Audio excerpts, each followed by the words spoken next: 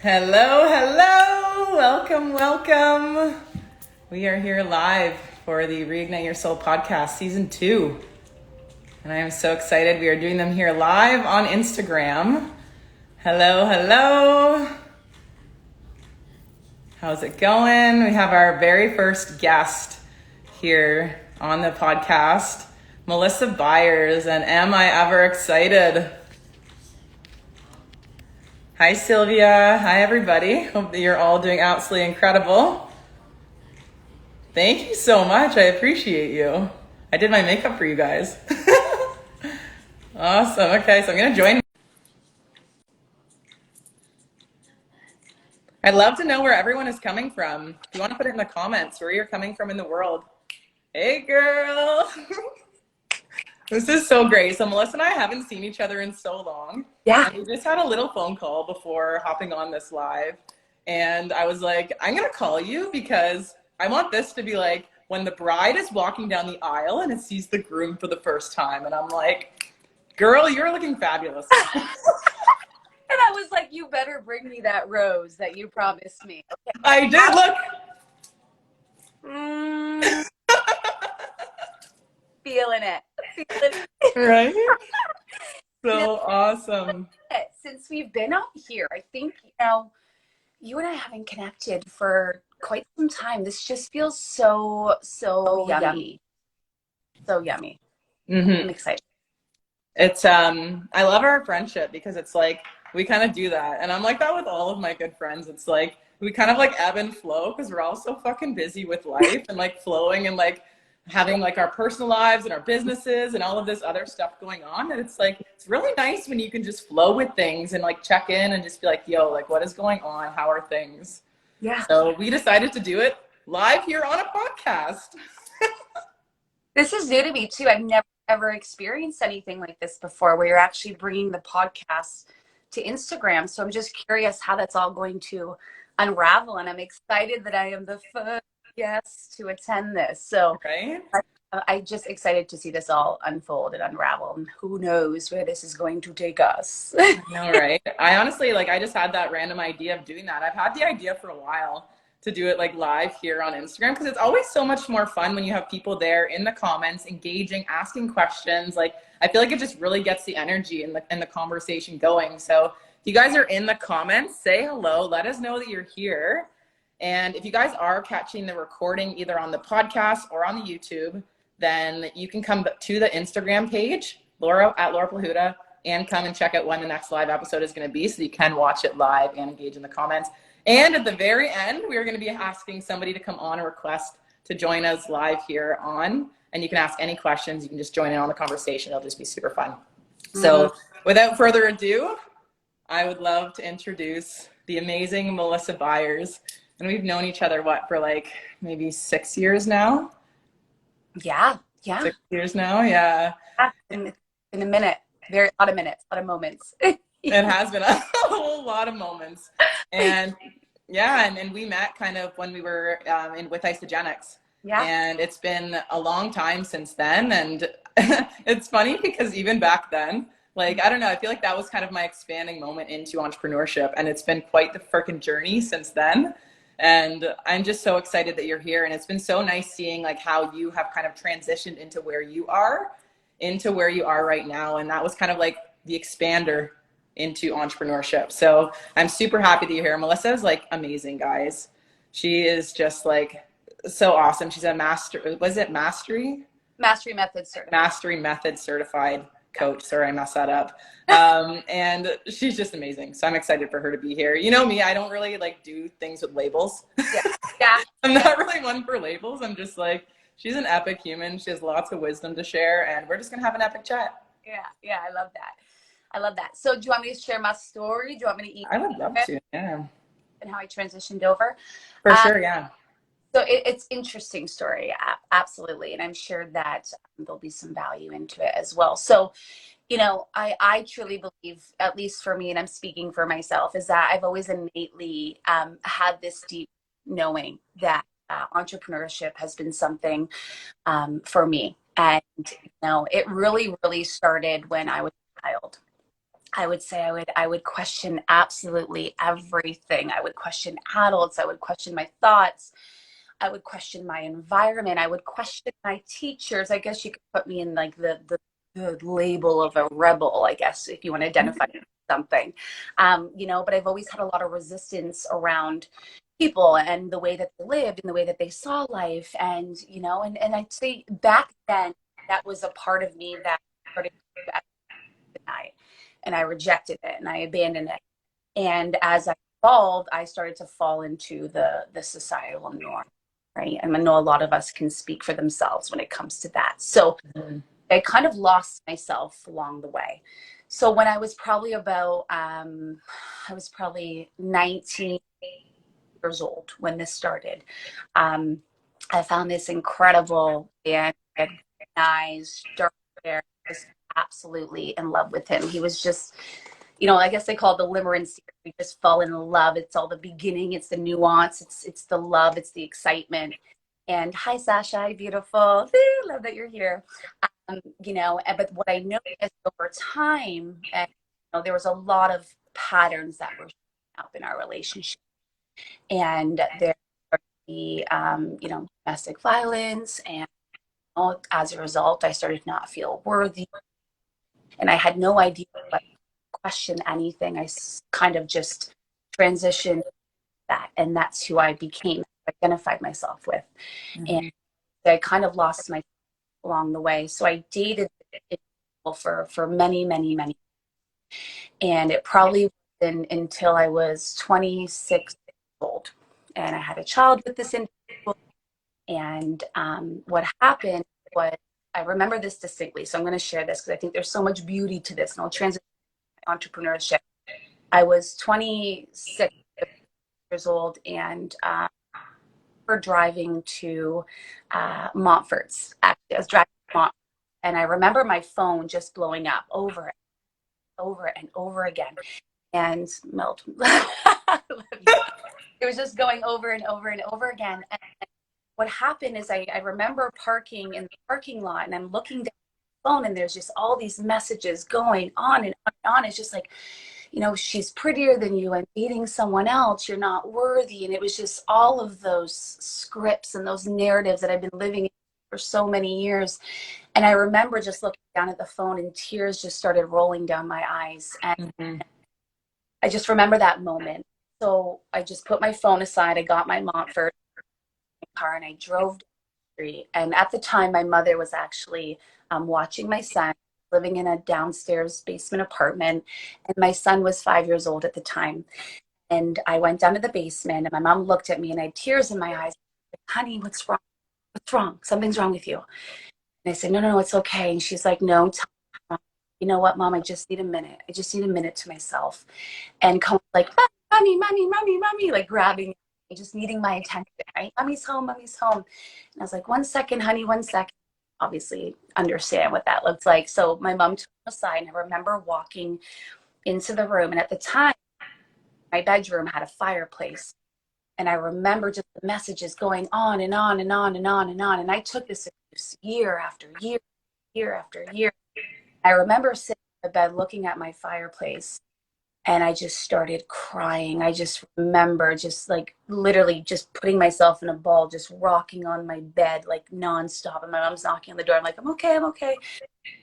And it was just this one moment. And I remember this for the rest of my life. I know we all have these moments, right, where we just decide. And I remember looking at the fireplace, and I just said to myself, not anymore, not anymore. And you know, there's a decision, but there's also a feeling. So all of a sudden, I just felt these sensations just move through my body, and I just felt a release. I decided in the moment that I was never going back to this person.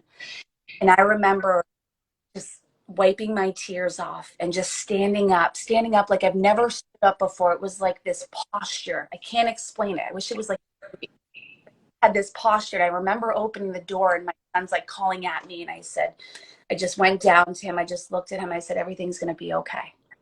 Everything's going to be okay. And from that day, I never, ever, ever went back. But listen to where it really started, where my entrepreneurship, where I started. Not yet, but I think Not yet. I never went back to this person. But what I did was I just decided to go to college. I decided to go to college because I knew in that moment that I was going to be a single mother. And I knew for me, education has always been a value of mine. And I lost myself in those 6 years of being with this person. And I lost my values. And I had no clarity, absolutely nothing. I felt stuck. But I decided to get an education and I went to college. And that's where everything started to shape and shift for me. And I'll share this one moment with you, and we'll get a little bit more into it. Is that I remember going I signed up for counseling to be a counselor. I wanted to be a counselor. After all that, I wanted to be a counselor. And I remember going to the front desk, and it was night school at the time. I couldn't really go into a full-time because I was a single mother.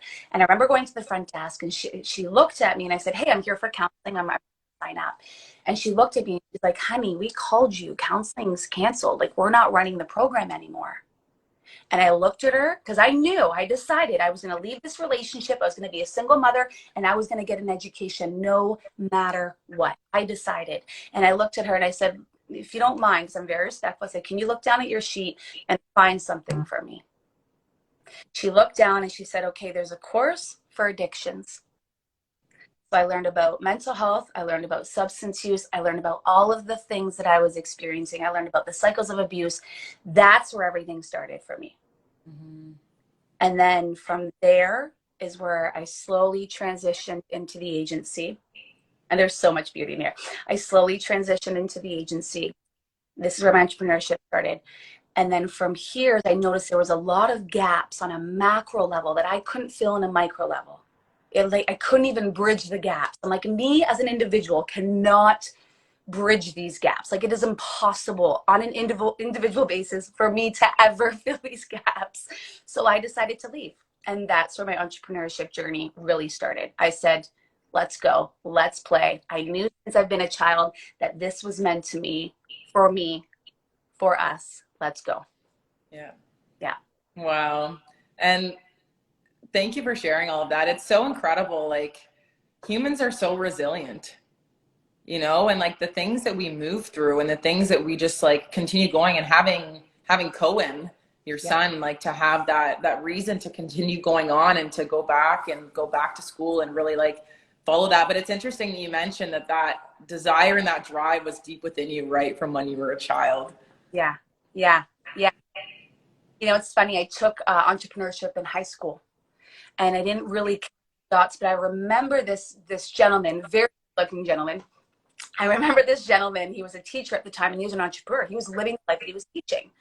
He was showing how he was like skydiving, and he was traveling the world. Like, he was teaching a class, but sharing his story. So, information's beautiful. Don't get me wrong, but the guy was embodying the life that he was teaching. And like, that was just another reminder that this was for me. I was like, that life that he has, it's not about the things, it's about the experiences. Like, I was brought here to create those experiences for me, for you, for all of us. Right? I think that's really what opened me up. I think we get those moments where it's like, whoa, okay, whoa, opening up the aperture. Awareness, it's like, oh, okay, that's possible, right? And then it's just deciding from there. But yeah, it did start as a child, but I've gotten those hints throughout my life that this was in fact for me. Absolutely. Yeah. And so what did that look like for you when you started kind of getting into it, and when you made that decision? Like, what did it look like from there moving forward? Yeah, so going back to social work, when I said I couldn't fill in those gaps on a micro level, is, there was a lot of things that I was experiencing in there that I didn't really align with. I guess I could use that in regards to my values, is how they were treating people on an individual basis, and how there was a lot of status because I have a master's, I'm better than, and there was a lot of, I guess we could say ego, but I just didn't feel like I didn't feel like I fit. I didn't fit in, when I had this conversation, for me, I really want to be intimately seen. I want to be bare naked. I want to be vulnerable. I want to have those deep conversations, especially with people that I work with. Like, what can we do for these people that are experiencing domestic violence? What can I do for these people that are experiencing substance use? Like, what can we do to create programs to improve the community So because of all of that, nothing was shifting, nothing was shaking. So I decided to, that's when I decided to transition over into isogenics. And I found isogenics, and I feel like that putting my feet, I call it putting your feet on the, you're really finding it, you're wiggling, you're putting it in. And I was just, testing it out, kind of stabilizing it, seeing if it would work, it would not work. I always say life is like us being a scientist. Life is also very intelligent. But, as I was putting my feet on, I think I really community. But I got to decide what that looked like, right? The individual basis, the micro basis, because I knew that I could make a massive impact in these people's lives. And my zone of genius is community. My zone of genius is absolutely community, really people coming in, allowing them to feel seen, allowing them to feel bare naked, to feel, as if they can share their truth, not feel that sense of judgment, where they can feel that feeling of freedom. It's like, this is who I am, welcome me no matter what. It's not about fixing me or finding me. It's about me showing up as me, as my wholeness. Right? I think that's what, I love you, Leanne. I'm beautiful. And I think that's really what supported me. So for my isogenics, I was in there for quite a few years, and I built a community, Laura. You know that. Like, I built a sustainable community, but there was still something in me that was like this. I really deeply wanted to understand coaching in a different way. Yeah. Found for me, isogenics, for me in particular, beautiful company, still use the products, didn't really support me in the coaching aspect. They did have a lot of resources, they did have a lot of support, but I knew, and this wasn't for me. My stomach's, there was a good year where I was just crying, and I was, I don't know what to do. Like, I've built this community, I've built this foundation, feet are in the mud, right? That's stuck. And I'm like, I don't know where to go, right? I don't want to leave my community. I don't want to leave these people. Like, I've built this over quite a few years. And it took a while for me to leave. It took a good year, and and I decided, and it wasn't an easy decision, because people thought that I was leaving them, and there was a lot of conversations that I had to have with people out of respect for them, out of respect for me, out of respect for the community that we created as a collective, right? We co-created that together. And that's when I slowly found Alyssa Nobriga. I know you know who she is. She's a beautiful, incredible woman. I listened to, this is where it happened, Lori Harder, anyone who knows her. I was one day, crying, my emotion. And I was like, I'm done with this. I don't know what to do. Like, I just asked for a sign, right? I asked for a sign. I believe in the universal. I asked for a sign. Whatever you believe in, God, ask for a sign. So I asked for a sign because I was feeling stuck. And I don't believe that we're stuck. I think that we just need to ask more questions, right? We have to ask more questions. So I asked questions, and it came to me. Lori Harder came, and I listened to the podcast, and Alyssa Nobriga showed up in her essence, her core essence. The way that she spoke, the way she talked about entrepreneurship, it was the tone of her voice. There was just this elegance, this freedom, this welcoming, this knowing. And Laura, you know this. That's about her. You're like, oh, like, there's just, she's incredible, right? She's embodied her work. There's so much beauty and intelligence behind her. So from there, I found her, and I didn't even think twice. There was a link down below, and I signed up for her program right away. And I'm like, this is $1,111. Let's go. Credit card, put it down. And I signed up for that course. And a year later, she announced her method certification program, because she's been an entrepreneur for 18 years. She was a therapist, transitioned into a coach. She embodied it. And I found that, and I was like, let's go. She's like, let's get on a call. I'm like, we don't need to get on a call. I know. I've known this has been my calling ever since. And I'm going to tell you, it's never about the certification. It wasn't, and I want to be very honest, when I started the certification, there was a lot going on in my life. And Laura knows this. She was a part of my life then, is that I was, COVID hit. I started a mastery certification program. I had a newborn baby. My son was homeschooling. My mother, who is my heart and soul, show her, because her legacy, she's right here. I love her. But everyone who's in my world knows who she is. She passed away. I'll share this because he's okay with it. My partner wasn't really doing well with COVID. He had a lot of fear of anxiety. So I was experiencing a lot. And people don't even experience what I experience in 5 years, let alone 3 months. So I was taking on all of this energy. I was taking on all of this responsibility. I didn't even allow myself to grieve because I had no idea how to, because I was showing up for everyone else but myself. And what happened as a result is my body collapsed. My body collapsed.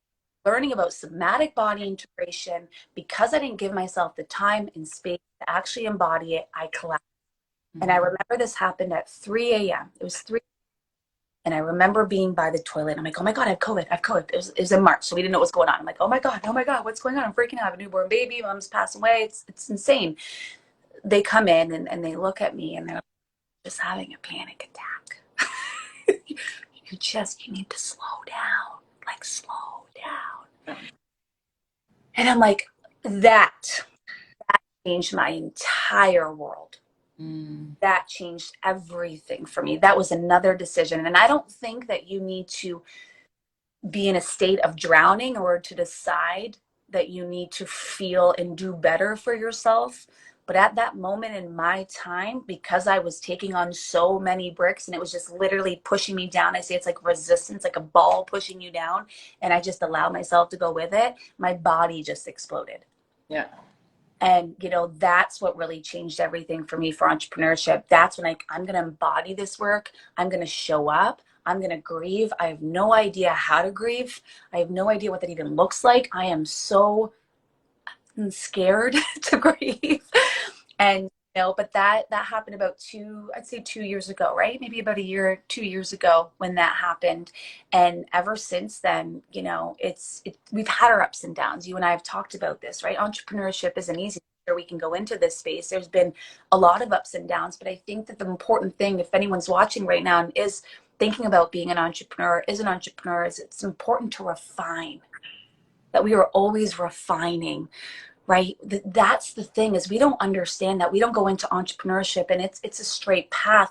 So, you know, knowing that there is a path, but there's also risk to this path, but there's also a beautiful adventure that is attached to this path. But many times people are scared of the risk. So if you are scared of the risk, my question to you is, what is your relationship with the risk? What is your relationship with risk in general? What is your relationship with an adventure? Because, you know, entrepreneurship offers so much freedom if you choose to allow it. It is a conscious choice. Talked a lot. That's okay. That was beautiful. Yeah. And some of the big takeaways that I really took from that is like your body knows, right? And listening to your body. And when it needs that step back to do that refinement, like listen to your body so that you don't get to that point. It's interesting. I was just sharing this with you earlier, that it's like, that's kind of where I'm at right now, where I'm like, I can see that my body is like really getting to that point of like redlining, like living on the edge, right? Yeah. Revving. Like, okay, Laura, you need to start cutting some things back and refining what you're doing and really embodying the work in order to do that. So for you, when that was, what did it look like for you to really fully embody the work? And what does that mean to you to embody the work so that you could get through that and continue on your entrepreneur journey? Yeah, absolutely. Oh, I have to, sorry, water in me. I'd say practicing what you preach. Sorry, excuse me. You know, it's funny because everyone asks me that question. What is embodiment? What is embodiment? You know, what I really believe is it's waking up to your patterns and shifting them. Mm-hmm. It's waking up to your patterns and shifting them. And there's 3, and I'll just say there's 3 different types of awareness, right? There's the awareness, and I'll share with me on an individual letter, is the awareness is that there's a pattern, you don't see it. Second one is there's a pattern that this is the hardest one to change. There's a pattern, but you see it, right? A lot of people know their patterns, but they don't see it. And then the third one is there's patterns, but they choose to embody it. This is scary. These 2 are really scary, right? But for me, I was in stage 2 for a long time. I'm like, oh, I see the pattern, but do I want to change it? Do I really change it? Right? Yeah. Because this is safe, and that's what a lot of people do, is they stay in this state of safety, but what it's actually doing, it's doing the opposite of what they desire. Mm-hmm. So when we stay safe, we're actually not allowing ourselves to embrace fear. So that's what I've done a lot. I've allowed myself to do the things that scare me. And does it ever scare me? But it's not the emotion that scares us. It's the sensations that scare us, because we believe that when we feel the sensations that we're going to be stuck in this perpetuated feeling. But it's opposite the truth, right? So when we actually have the courage, it's not about, I think they say courage over confidence. It's about having the courage to choose to step forward. We have absolutely no idea what this is going to look like, what this is going to feel like. But when you embody the sensations and you know deep down that there's this truth, and then there's this vision that you were meant for, this is your calling, then you will take courage over confidence any day. So for me, it's just embodying different tools, and not even just the tools of the path, but just allowing myself to know that I'm whole. Knowing that you're whole is beyond any tool and beyond any path. Knowing that we're all whole and we don't need to fix ourselves. We don't need to fix each other. It's just refining. It's refining our patterns and waking up to them.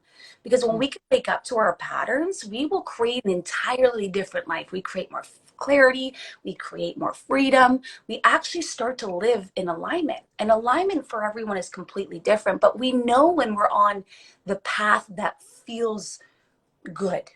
Whew. The pleasure train. Let's all hop on the pleasure train, right? But it takes that courage to be able to get there and to be able to move through that resistance and move through that fear, and really hanging on to that deep knowing that there is something else on the other side of that for you. And it takes resilience. Like, it takes a lot to be able to move through that. Yeah. And I'd say, that's the most powerful and potent thing, because when you take courage over confidence, you really start to step into your power. Your conversations start to, shift. You see the world differently. You wake up, you wake out, you wake on, you wake up to a new identification. You know what I mean? You start to practical action in a way that really lights you up and makes you feel alive. And you start to have intimate conversations with people like this, right? People that are on this live right now are here because they want this, because they see this, they want to change. They want a shift in their life. They're not here because it's just their Monday night and they're just chilling, having popcorn. They could be, but they still want, right? So it's not about taking big action steps, because we all have big intentions. We all have big visions, right?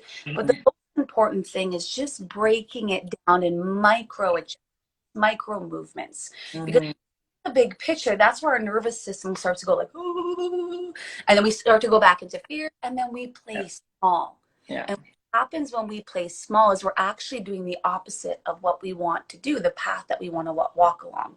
So, I think it's really powerful to realize that, we're not alone, and standing in our power and standing in our truth does take courage, and it does take bravery, but it's also important to align yourself with people that are doing the thing that you're doing, so you know that you're not alone. And I always say that there's a difference between feeling alone and being alone, right? You can be with people in your environment and you cannot be alone, but you feel alone.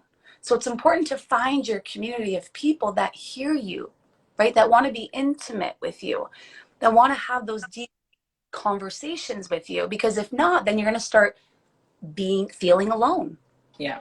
So I think that's really powerful to understand, is that it's, circumstantial power is powerful. People always personal power versus circumstantial power. Circumstantial power is powerful. We talk about this in social work, right? We know that it affects ourselves. Someone said a quote once. They said, I'm going to say bad person. I don't like this word, but this was the quote. It said, put a good person in a bad environment, watch them change. Put a bad person in a good environment, vice versa, and watch them. Right? So circumstantial power, yes, we can hold that to an extent, right? And we can hold our personal power to an extent, but we have to understand that our environment does affect the way that we operate as human beings. So if you're feeling in a space in your environment right now where you're feeling stuck, yes, we can take our personal power back, but it's also about just deciding. Make one decision, decide. What's the first step that I can do from here? Not get out of my environment, but the first choice that I can make for me, so I can start to feel just slightly good again. Yeah. Huge. There's a lot of people in that transition moment right now where they're transitioning out of that. And it's interesting when we go from something that we do feel confident in, and then we're in that transition phase, and that's where we need to shift from that confidence into courage and take those small action steps. And that's where it's fucking scary. That's where you're like, oh my gosh, all this imposter stuff comes up. And I was just sharing this with you, where I'm feeling that lately, where I'm like, oh my God, I'm in this big transition. And I'm like, oh, this is wild. And I've been going, like I said, like today, I know Melissa and I chatted about this briefly before, but today it was like one of those days where I was being tested hard to embody the tools. I literally did so much clearing on myself before this live. I like went for a run down to the beach. I sat down there by the rocks. I did a meditation. I cleared my chakras. I was like saying prayers, and then I ran back. I came back. I like put music on. I had a good meal, had an ice cold shower, like so many things just to get myself in a state here. And even before that, I was still nervous before coming on here. I'm like, holy fuck, this is your first one in 2 years that you've done. And here we are live on Instagram, right? But it's that like the little courage. So advice from people that you have, Melissa, for anybody who is in that transition phase from something that they're super confident in, they have that inner knowing that there's something big that has to change. They know what it is. They've got that big vision. What is your advice for that person that is kind of stuck in that in-between spot? Good question, because everyone's completely different, right? So I'm going to give a bigger answer to this. I believe, and I'm going to speak for myself too, I believe that sometimes our body aches to slow down. And I said this to you. And sometimes our body aches to speed up. So we can see the big vision, but if we're going in our life, maybe it's time to slow down and dial it back a little bit and ask ourselves those questions. Inner then outer. You always go in first to allow yourself to be seen intimately with yourself, and then outer, because it's not about moving faster. I don't believe it's about moving faster. Those peaks, we always want to get to the top, but peaks are just moments, right? They're just moments in time. We make a 5K month, 10K month, 20K month. Yay, we celebrate ourselves. And a week later, it's like the energy is drained, and then you have to go back, and then all those thoughts start to come up. So it's important to not move faster, but believe faster. And believing faster is really just about, being around people like you, being around people like me, but also about embodying the work. Really just being an embodiment of it. This is the practical way of it. But when you're in the transitional stage, right? And I call this the in-between before the leap, right? When you're really doing the inner work and you're transitioning and you're deciding to make a new, let me give you an example of me. Let me make this more practical. I'm going to be very real right here. So there was a program that I put together. It's called the Interrupted program. It was really powerful. And there was something I've never seen in the coaching industry before. In my opinion, maybe it's out there. I'm sure someone, had it out there. I haven't seen it. But what I did was I created a 4-month program. And within this program, I actually had speakers that they were gonna come on once a month, and they're gonna speak, and they were gonna tailor it to what they teach. They were coaches. So I had about 3 speakers that were gonna go on for 4 months, and I was gonna speak the last month. And I also offered once a month coaching sessions with me. I offered training. I offered a community. Like I did 4 a month for 4 months for one-to-one coaching, access to coaches. We're going to do a panel. Like I was just like, let's go. Service. Like I'm ready to give. What happened? You ready? This is good. This is the leap. What happened in this period was there was a lot going on in my family life. And just because you run a business doesn't mean your business is going to stop moving. When you stop moving, it will stop moving. But there's also some things that are happening in your life that you need to attend to and bring your energy towards, which means things in your business maybe needs to take a stop. Maybe there's refining. Maybe you have to pivot. I had to pivot. And it wasn't an easy decision for me because there was a lot of people that signed up for this program. So I had to decide. I had 2 choices. One, just give up and tell everyone, here's your money back. And that's it. And I just attend to this energy over here, right? Or the second choice was I sit down and I have these conversations with these women, and I say, there's something happening right here in my life. And I say to them, you can have your money back, or you can come to a 1-to-1 container with me and we can play full out. Like I just offered them more sessions with me. That for me was one of the most difficult decisions that I have had to make in my life, in my business. And I didn't make it mean anything about me. I allowed myself to cry, allowed myself to feel the sensations. I went on the bathroom floor. I just started crying, because I knew that my family, everyone that has been in my life, especially my clients, know that my family is my number 1 priority. My family comes first no matter what. My business comes second. And that's another reason why I love being an entrepreneur, because my family will always be here before my business. So when I had that conversation with these women, even though it wasn't an easy one, because they were all excited, they were getting a lot of value. Each and every one of them, because of who I am, because of my integrity, because of how I show up, said, I want to be in a 1-to-1 container with you. Let's just do that. So, when you stand behind yourself and your values, and you show up with integrity and you're vulnerable, like you allow yourself again to be intimately bare naked and vulnerable with these women, they will mirror that. And they get to decide if they want to be in a container with you or if they want to move on. But if you show up as your authentic self, you show up with your values, and you show up in your truth, I'm telling you, anyone who's watching right now, people will become a reflection of that, and will have respect for you. And on top of that, they will share that with other people, and more people will want to be a part of your world. Because if you're living in an egocentric way where you're trying to prove yourself in this type of industry, whether it's coaching or entrepreneurship, that will last maybe a year, 2 years, maybe 3. But I'm telling you, all of that will eventually crumble because people see you. People will feel you. Because when you show up like these types of conversations, people will know who does the work. Like you can tell I do the work, right? You can tell my energy, you can tell the way that I speak, you can tell the way I connect, the way I see people, but if someone's showing up differently, you can feel that, and people are going to know that. And that's what's important about entrepreneurship is making sure that your values are 100% aligned with you, your business values and your personal values. Absolutely. Mm-hmm. Yeah, incredible. And I guess like for that, I don't know. I know we were talking about the leap, Yeah. the edge. So, do you want me to keep going on that? Yeah, keep going on it. Keep going on it. That was kind of deep. So, what I'm saying too is that was a growth edge for me. That's what Laura was asking. Like that was the growth edge for me. It was really uncomfortable. It wasn't about me adding stuff to my business. It was actually the opposite. It was about me taking away from my business. That was my growth edge for me, because growth edge isn't about always leaping. It's actually about refining and taking things away as well. And that's why I said it's really important to know, like at that time, my body was aching to slow down. The other part of me was like, let's go, speed, interrupted, coaches, it's going to be fabulous. And because life always holds its intelligence, it's like, well, I'm going to show you what you need right now because you're not listening. So let's dial it back. Let's attend to this area right now, and then we'll clean it up and we'll come back.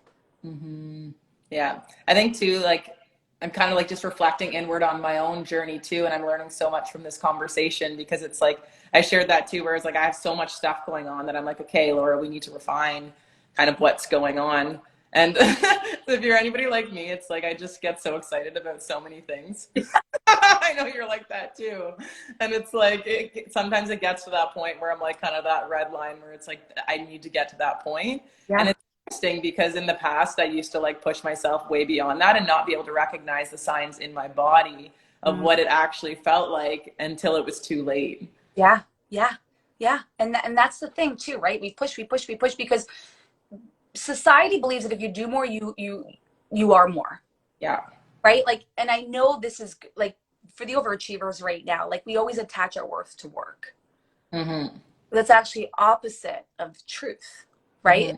That's just the ego, because the ego, there was something that I said the other day, and I said us at our core is just our whole, right? It's our ego that wants to identify ourselves with work, right? It wants to identify itself with like roles, and that's the problem, right? So when we start to operate like that, then we start to lose our true essence. So I think that, like you said too, like I have those moments. I had that moment today. You and I had that conversation where I said to you, entrepreneurship's not easy. I know we're coming on here live and it looks beautiful and we're telling stories, but entrepreneurship, it tests you. But as you start to evolve and as you choose to take those steps and stabilize yourself and have some sort of structure, that is when you start to build on it. It's like a building, right? You look at a blueprint and you start to create it. And you're like, oh, I don't want that room. I want to move this bathroom here, right? It's just like the shell of it. And then that's when you start building in it, right? You start putting the art, start putting the couches, the kitchen. That's where like the energy work comes from. That's where the embodiment work comes from. And then that's where your house is, right? So it's so important to have a blueprint, to have stability, to have structure. And that's where systems come in. Systems are so important. And then when you walk inside the house, that's where you make your house a home. But we are the most, so when I say this is we're the most important people in our lives. Like we are the main character of our own movie. Everyone else around us is basically just like fill-ins, right? Yeah. So when we start to sit into our house and we do our own work and we sit down on the couch and we refine ourselves and we start to clean up whatever energy we need to, you know, what happens when we walk out of that house and everyone else is just filling in the roles is we start to operate differently. But if we start to sit into this house and our energy is icky, like I'm referring to our bodies, but if we start to sit into this house and our energy is yucky and we don't clean it up and we don't do the inner work, that becomes a reflection of how we operate outside of our house. So, you know, entrepreneurs and coaches, I always say to people that are actually in my containers, like you do the work like you're getting paid to do the work because you are. As an entrepreneur, as a coach, whether you're getting paid or not, you are. You have to look at it like that. You are the work. People pay for coaches online. It's very different, right, than it is offline. They do it because they see your embodiment. They see your growth. They're like, I love what she's doing, and I want to know how she's doing it because where I'm at right now in my life feels icky. I kind of feel stuck. So how can she support me in coming home to me? It's not about you being a reflection of me. That's farthest from the truth. It's about me coaching you on the path of embodiment so you can go home in your home, sit down on your couch and feel clean in that energy. Mm-hmm. That, Mm-hmm. there was a little bit of analogy there. Yeah, for sure. And it's a great point too, because when you kind of step into it, a lot of the work is unpaid, Yeah. right? Really show up in that and embody that, then it's obviously going to translate into where you're headed and what happens with what you're doing. And I'd love for you to share a little bit about when you're transitioning. Obviously, it takes like a lot of different beliefs, right? We've been programmed with a lot of beliefs that do not support the entrepreneur journey, and they really support more of like a stable employee mindset. So I'd love for you, like with your clients, with yourself, kind of going through it, like what were some of the upgrades of your beliefs that you had to acquire, and what did you have to do in order to achieve that so that you could start aligning your business and your journey with those new set of values that were going to support you with where you were moving forward to?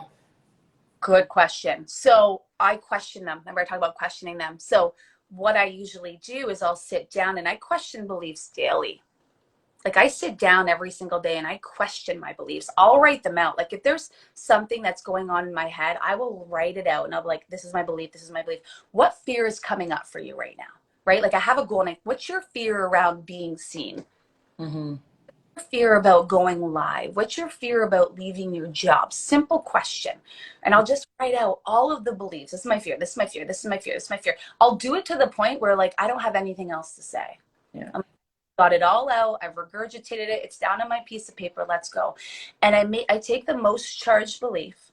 I'm like, what's the most charged belief right now? Like what like just makes me feel disgusting right now, right? Normal emotion. So I grab the belief and I sit it and I say, I write it down. I say, do you know without a shadow of a doubt that this is true? Yes or no. It's a do question, not a what question or a why. It's a close-ended question. Do you know without a shadow of a doubt this is true? My mind's like, yes, evidence. I'm like, nope, that's not true. That's absolutely not true because I have no proof in the future to see that that is true. But the past shows some sort of truth. I'm like, no, but I don't believe that's not going to happen again because that's not true. Mm-hmm. So I think it's important to sit there and ask yourself a very simple question. What is the fear I have around blank? What is the fear I have around blank? Write it all out. Grab the most charged belief. Put it down. Do I know without a shadow of a doubt that this is true? And from there, what I often do is forgiveness work. Right? Forgiveness work and acceptance work really just allows you to feel free. So one tool that I usually use, and I use this with my clients too, and I'll say, you know, if I take that charged belief, right? Let's just say I'm still working through it, and I take that charged belief, and I say, I forgive myself for believing whatever it was I believed. I forgive myself for believing that when I go live, people are going to judge me. It's a very common one. And then underneath that, I say, but my truth is. Mm-hmm. What is your truth, Melissa? And I'll get people in my containers to stand up in their body, and I'll like, share your truth out loud. Say it out loud so you feel it. Because sometimes they're like, oh, my truth is, I'm like, that's bullshit. That's not your truth. That's not your truth. I said, I read your body language. I'm so good at understanding your body language. That is not your truth. What is your truth? Oh, you got me. And I'm like, well, what's your truth? Because obviously I care what their truth is. I'm like, I'm not the one who has to go off this after a coaching session and live my life. You live your life. You don't need to bullshit me and tell me what your truth is. You tell you what your truth is. So then when you walk out of this container with me, you actually feel free. Mm-hmm. So they're like, oh, okay.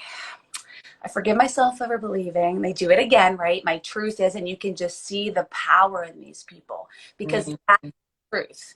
The Mm-hmm. belief that they have been walking around is not true, but when they actually flip the script and they wake up to it, it's like, wow, this is my truth. Yeah. So what happens from there is I get them to do an aligned action step.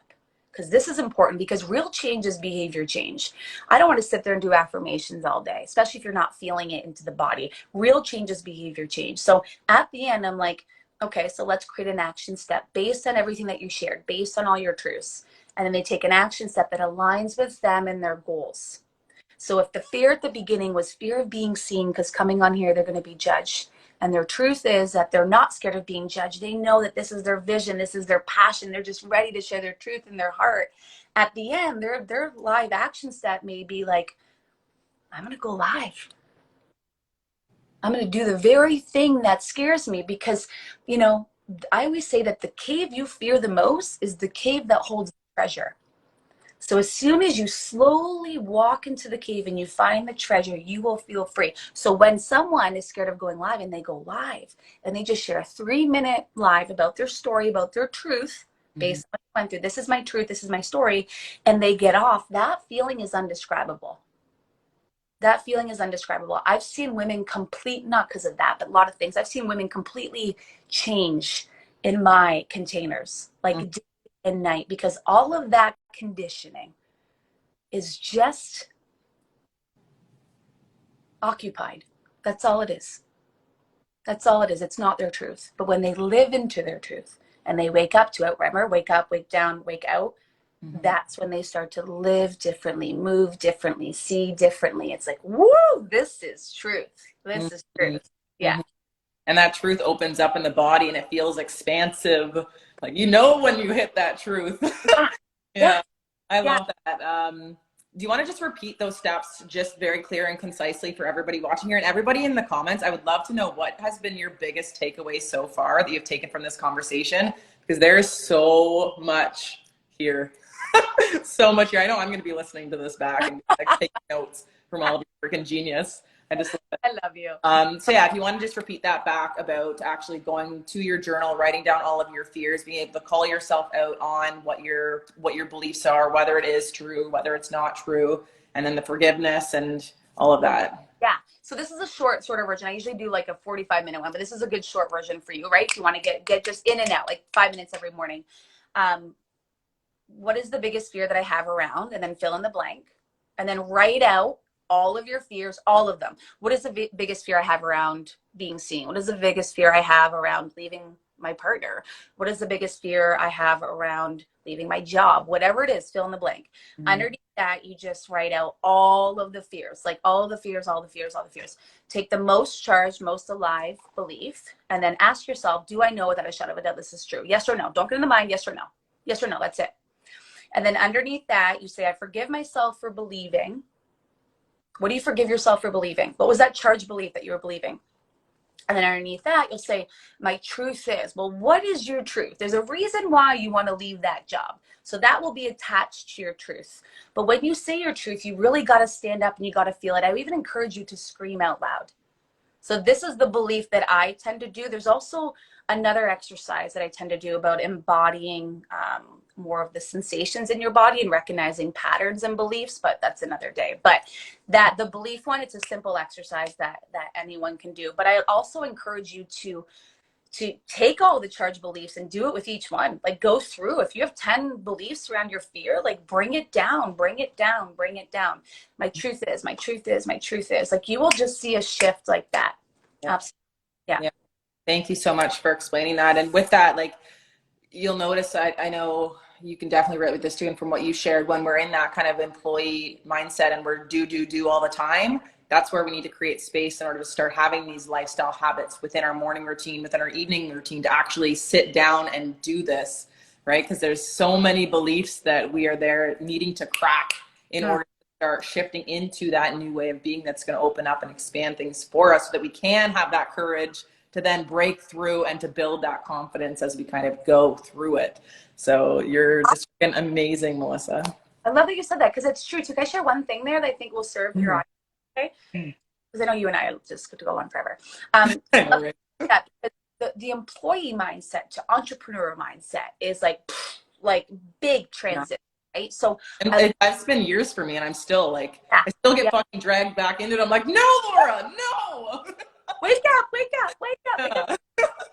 I love that you said that. So I would do the same thing. So what I always recommend to people, right, is create a vision. Like, it's so important. You know, it only has to be 50% of believable. Talk about it as if it's actually happening now. Like, what does your office look like? What are you doing? How are you being with yourself? How are you communicating? Like, what does your family life look like? Like, it's actually as if you're living it right now. That's so important too, right? So after that is, I would even encourage like action steps. I know this is never really fun, but it's important to create some sort of systems, right? Is to do it, put it in every day, 60 minutes. I love that you said that, 90 minutes, 2 tasks every day, 2 things, but make sure the 2 things push the needle forward. So if you're a coach, for instance, it may be when I coach coaches at the beginning, I always say, just connect with people, see people, show up on lives, right? There's different ways for different things, but really just connect with your audience, be vulnerable, be seen, right? So it's important too, like if you have clients and you're brand new too, just say you have 1 or 2 clients, because I actually have 2 nurses that want to transition over into entrepreneur. As I say to them, like they only have, not only, oh my gosh, dial that back. They have 2 clients, but they have those on specific days, right? So their 2 clients are Saturday, their creative day is Monday, their inner work day is like every single day for a half an hour, and then they have like a strategy day as well. So make sure you're really, really in tune to your energy, and you start to understand that as everything starts to unfold. Because if something doesn't feel right, like not everything's going to feel good in entrepreneurship, but if something doesn't feel great when you're coaching people side by side, you want to do 30 minutes too. Trust me, is that maybe it's like, okay, maybe this doesn't work. Maybe I need to do a client on Monday and a client on Thursday. But my point being is make sure you at least do 60 to 90 minutes every single day. Maybe a day or 2 off, obviously, but you want to live life. But yeah, I think that's really important. Sorry, I wanted to give that to your audience. I think it's so important because we make it so big. Yeah. Like, no, just 60 to 90 minutes every single day. Every single day. Yeah. And now everybody has an exercise that they can actually do for some of that time when you're journaling and stuff like that. Because it's easy, like if we're just journaling about all of our current beliefs and we're just revalidating all of our current beliefs, right? That doesn't do anything, right? So really challenging yourself. And I love how you mentioned that about like asking yourself those questions, because in reality, like, yes, hiring a coach is going to collapse time with what you're doing, but a lot of this stuff, if you're just kind of wanting to get into shifting some of those beliefs, like that is an incredible exercise for you to start doing. Yeah. You can start bringing more awareness to your behavioral patterns and then start shifting your behavioral patterns in order to get where you're wanting to go. Yeah. So, yeah, I love that, Melissa. So I'm just going to read through some of these comments here. So Sherry says, what I don't own owns me. Yeah. Woohoo! Love that so much. Yeah.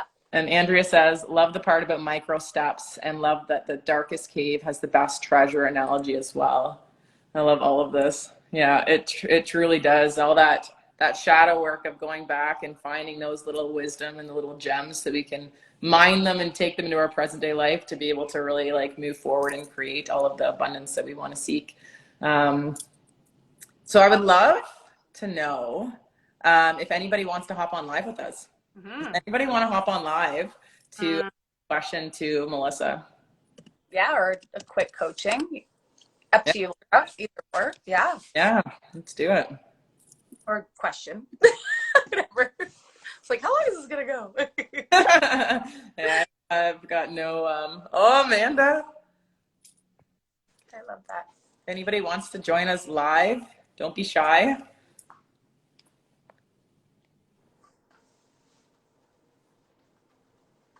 I love the fear thing. That's fine. Sorry, what were you saying, Melissa? Oh, no, I was just saying, like, when people aren't willing to face their fear, like, when we're trying to, like, protect ourselves, we really start to live small. Like, there's so much potentiality and so many gifts from people. But I also want to say one thing that you touched on before someone comes live. What did you say? You said something. Yeah, so coaching does collapse time, because what happens when we start to shift from, from employee mindset to entrepreneur mindset is that we don't realize how many unconscious beliefs that we hold on to. So when we start to, you'll see, I'm just going to do a visual. When you start to like go into entrepreneurship, you'll start to see everything rise, right? People pleasing, the fear of I'm not good enough, imposter syndrome, the feel of not feeling worthy enough, people pleasing, fear of success, fear of failure. These are very common ones, but you start to see these come alive, but they're just unconscious beliefs. A lot of them do, as you know, stem from childhood, right? A lot of things and a lot of patterns, but I agree with you, like really collapsing time. So a coach can take you through that so you don't sit into that, because feeling not good enough is really going to affect the way that you operate, like all of your systems, right? The internal and the external. But I just wanted to say that because I think that was so good. Mm-hmm. Yeah.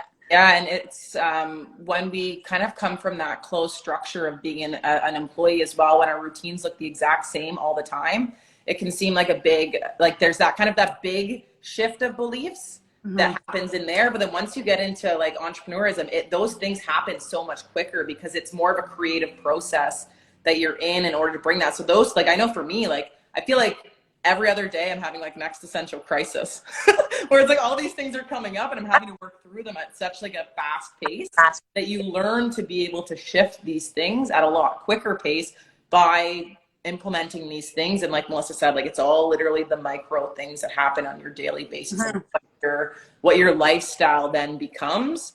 And in order to be able to support that vision that we want to hold and that we see, because that's in reality, that's so good. Sorry, Laura. I love that. No, Sorry. that's okay. Go for it. No, I was going to say, I love that because that's the embodiment piece. The holding is the embodiment piece, right? I love that you said that because, like, anyone who's into science here, because I have the overachiever in me, but I also have the enthusiast, which I'm like, woohoo, fun. A pattern takes 3 to 4 months to shift. 3 to 4 months on average to shift. And, I will bring this up quickly. And if you've experienced, let's just say trauma, right? Like coaches don't deal, obviously not deal, but coaches don't, it's not their expertise, in my opinion. I don't think coaches should, but even though I have a social work background, I still don't think it's okay. But if it does, someone who's experienced a lot of trauma, which a lot of us have, there's acute, there's chronic, right? There's different types. Is what happens is it takes 3,000 times for you to embody something, if you experience trauma, depending on the depth of it, in order you to shift or to change a pattern. So just keep doing it over and over and over. Wow. 3,000 times. Yeah. And so what happens, I learned this in somatic body integration because I'm in training for, is what happens is like, when pressure hits, let's just say pressure comes into our life and we're just getting all this stuff just coming at us. What happens when we embody it is that the pressure just slowly leaves us because we react differently, right? Our body holds the unconscious. Our body is the patterns, right? So when we embody it, we don't hold on to it. It's 3,000 times on average. It just goes off us. So if something comes at us, we can deal with it. We'll show up. We're like, okay, let's go. Let's deal with this. It's not about not feeling it. It's that the fact that you've embodied it over and over and over again, your body naturally, organically just moves with it. It can easily adapt. Yeah, it's so cool. That's crazy. I didn't know that there's 3,000 times, and it makes sense why everybody, and I know for me, myself, it's been patience. Yes. Patience is one of those things. It's like, we must have patience. And it's like, I'm going in between, like, I'm so patient, I'm impatient, and you're going back and forth. And it's like, no, it's patience. Everything is happening in divine timing and trusting the process. Yeah. So Andrea has a question here. Andrea, I don't know if you want to pop on live and ask your question. If you don't, I can definitely read your question and then we can have Melissa answer and then I can answer as well. Give her a second to see if she wants to pop on live to ask it. She's probably like, I should have asked. I'm not coming on. If you don't want to, that's totally okay. So Melissa, the question was, when did you know when it was time to transition to a new vision or business? I've always, good question, new vision or business. Does she mean from, can't go live, oh my God. Does she mean from isogenics to coaching? I just want a little bit more clarity so I can really support you in this question. Andrea, if you want to answer that in the comments there of more specific of that. Yeah, that was a good question. I love that. I just want to make sure that I really tailor it and support you in my answer. Can't go live. Oh my God. She's like, no, don't you dare. It's nerve-wracking for so many people. I remember when I first started doing this, and like I said, even now, like I still get nervous coming on live. Which Andrea says, from a job to an entrepreneur. Yeah. Good question. You know, I was feeling stuck. I was feeling stuck for a very long time. And, you know, I was feeling heavy. I was in my head and nothing was going right. I just couldn't feel free. It was constantly looping over and over again. I literally just didn't have a grip of my emotions. I didn't have a grip of my thoughts. It was, you know, you can even say it was like mental health, but it was really bad. I was just looping over and over and over again. I didn't feel safe in my body. And then I just knew that it was time. It was scary, but it was just an innate knowing, and it was innate trusting, because there's so much uncertainty when you transition over, but just knowing that I was safe and I was protected with my family unit, because I do have a village behind me. Not a lot of people do. You know, knowing that I had them as my village. And I also ended up having the mindset that I was like, what's the worst that could happen? Like, what is the worst that could happen? That's what really helped me. And I'm like, oh my gosh, I sat there because I'm like, I need to sit in this and just see what is the worst that can happen. Then I did the opposite. Like, what is the best thing that could happen? Right? Like, just, I know it's a simple exercise, but just going back and forth. And I was like, what's the worst that can happen? Well, you know, I'm not going to have any money. I'm not going to be able to pay my bills. You know, then the flip side is that is like, well, you know, there's so much adventure. You know, what's my relationship with adventure? You know, there's so much curiosity and play over here, which is something that I love. Like, you know, and if you want to move to an entrepreneur, then it is. There's a lot of play and curiosity, and there's so much freedom, right? It's not like external freedom, but there's a lot of internal freedom.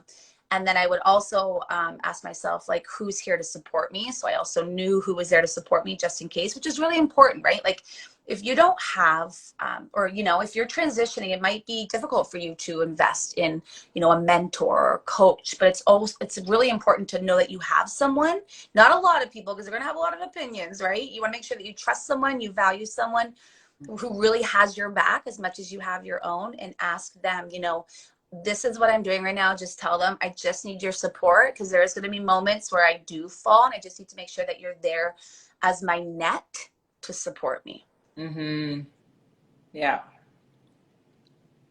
Huge. I'm all burned on the couch and pain and body. Okay. Yeah.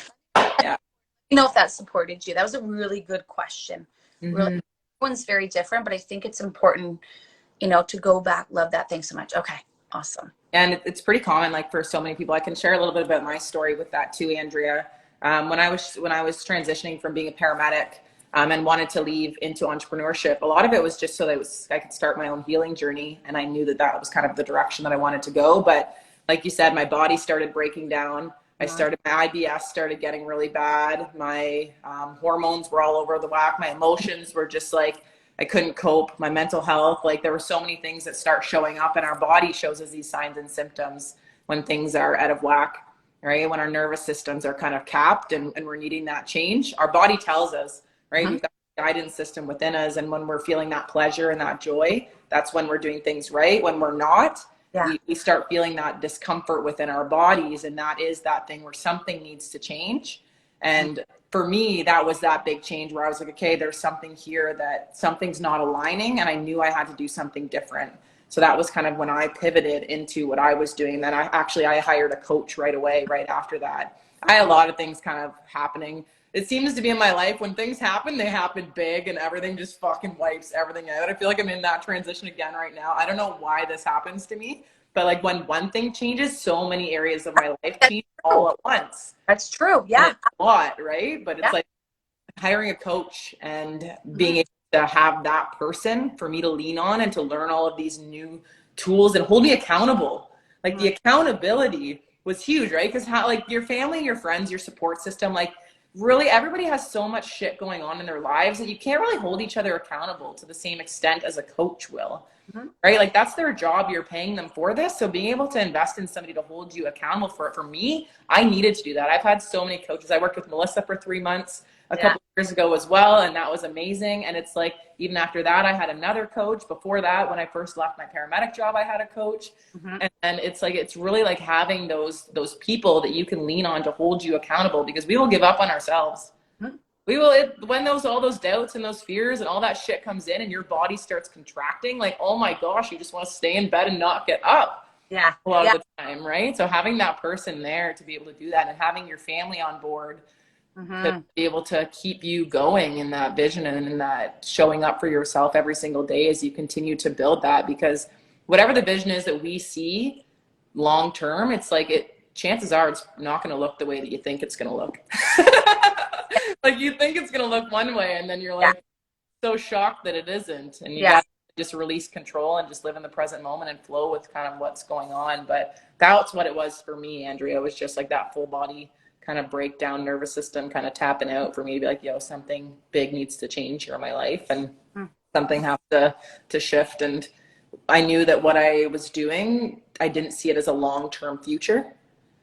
That mental health wise, lifestyle wise, the shift work, all of these things for me just wasn't something I wanted long term.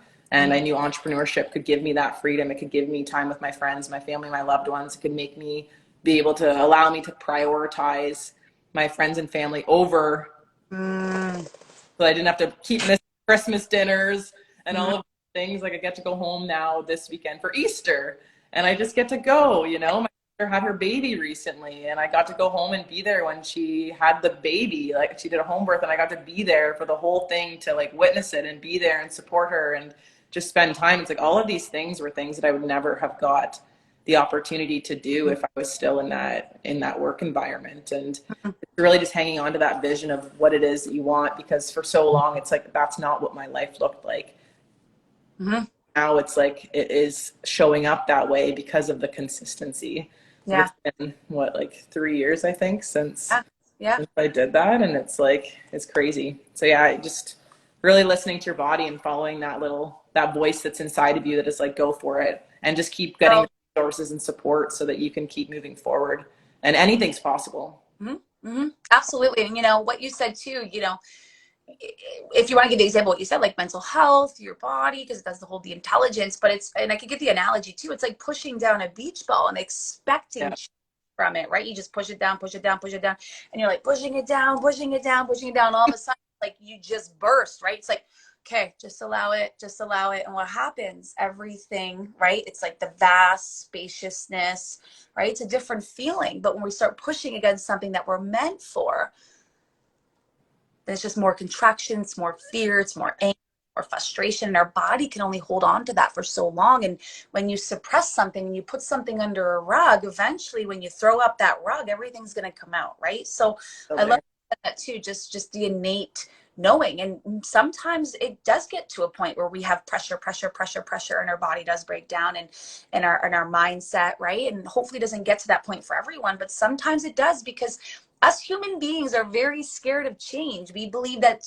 change is actually a worse pain than the pain that we're actually experiencing in the moment, which is farthest from the truth. But, you know, when people have pain from the past and they have been in those deep, dark moments and many moments, they believe that the exact same pain is going to happen in the future. So why not stay in this space where they feel some sort of safety? They almost normalize it instead of actually like just taking the step forward and actually feeling what that feels like. So it's not, you know, it's not the thoughts that we're scared of. It's the sensations in our body that we're scared of. We can feel, you know, not feeling whole. We can feel all of those feelings, shame and guilt, and obviously grief is a lot deeper, right? But, you know, we can feel, if we feel those sensations, if we feel the fear, we can feel fear, right? We can feel not feeling whole. Like if we allow ourselves to sit, and I'm going to give your audience this, is that emotion only lasts 90 seconds in your body. Anything after that is a reoccurring thought. So it's called a Russian flush. It comes in, you feel the fear, just allow it to go, and then it leaves. But if it comes again, that's fine. Just move through it. It's just like wait, right? That's all emotions are. So when you move through them in 90 seconds, neuroscience is proving that, then, you know, you're just like, okay, I'm on the other side. Now what? Let's go, right? So no, I agree. It's so true what you said. I love the example that you gave from your own personal standpoint too. Like, because our, you know, we're similar in some ways, but we're different at the same time. But we both knew, and we both had a breakdown. You know, I just hope that everyone's watching right now, they can just feel the feeling of fear, not having to actually have the breakdown before the decision to leave. Yeah. Yeah, I'm just so grateful that when that did happen to me, I had the means, because I had sold real estate, to be able to take that time fully, completely off. But like I said, like you said, everybody's situation is different, you know, and not everybody has that luxury. Looking back, I honestly wish that I kind of just took a leave off of work. I wish I had a, like, and I don't know, I think it's just my ego that was just like, kind of, fuck this, whatever. You know, where I was just like, yeah, out of here. yeah, I love Done that. with this. Yeah. But looking back, I do wish that I took the mental health leave and just like went off and like did my healing and kept my job part-time for a little bit longer and stuff like that. But we kind of learn these things moving forward. But everybody's situation is so different. So, you know, there's value in all of us kind of sharing it. So thanks for sharing yours as well, Melissa. Love you. Yeah. So to close this off, I would love to know if you were to leave this planet tomorrow, tomorrow, what is the like life advice that you've kind of picked up, this wisdom you would want to impart on everybody who's watching this either live or on the recording that you feel would be able to really serve them in their life moving forward? I think it's important to stop trying to get there. There's no such thing as there. I think it's important to experience the journey and the micro moments. So, you know, compartmentalize those moments and actually feel them and take them in. Because when we get there at the top of the mountain, we have to go back down, right? The there is only happening in moments. So the there I can even refer to as a specific goal that you want to achieve. You want to leave your job as an example. That's where you want to get there. But when you get there, there's a whole lot of things that you need to experience along the journey. I think that's really important, especially as entrepreneurs, especially as coaches, especially anyone, if you're not in any of those fields, because, you know, we're always trying to get the job, get the girl, get this, get that. And it's actually taking us farther away from our truth, which is like who we are at our core essence, right? Living in our wholeness and experiencing life and what's happening around us. So many of us are on our phones looking down and we're not seeing what's happening in our moments, right? Our child walking for the first time, our child doing something that we wouldn't experience because we're looking down. Maybe your partner getting more intimate with him, putting the phone away and just being there in the journey and being intimate and connecting. I think we're losing that because we're trying to get there.